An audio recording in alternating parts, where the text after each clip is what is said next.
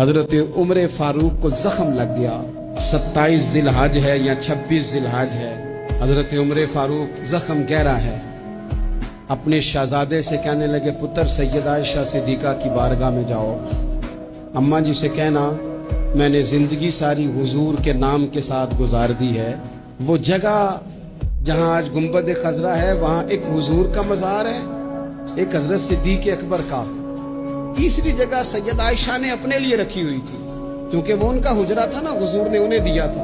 ان کی خواہش تھی ایک طرف میرے سرتاج ہیں، ایک طرف میرے والد ہیں، میں یہاں رہوں گی، قیام کروں گی.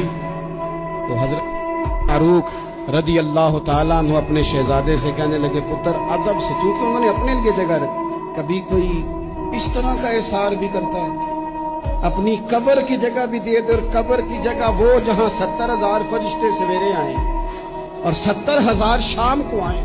حضرت عبداللہ ابن عمر گئے، کہتے ہیں یہی جگہ بھی کبھی کو کسی کو دے گا.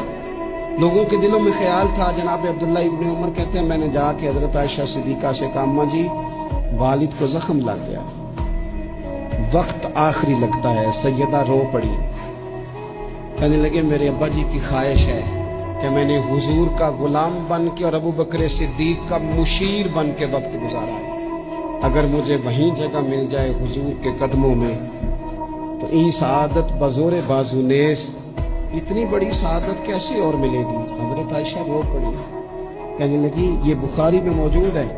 حضرت عائشہ کہنے لگی عمر سے جا کے کہنا میں نے جگہ اپنے لیے رکھی ہوئی تھی پر جا میں نے تیرے لیے احسار کیا، مجھے جنت البقیع میں دفن کر دیا جائے، میں نے جگہ عمر کو دی. ہمارے بزرگوں نے تو اتنی بڑی قربانیاں دے کے ہمیں سبق دیا ہے. کچھ نہ کچھ احسار کا، قربانی کا جذبہ ہمیں اپنے دلوں میں پیدا کرنا چاہیے، گنجائش بنانی چاہیے.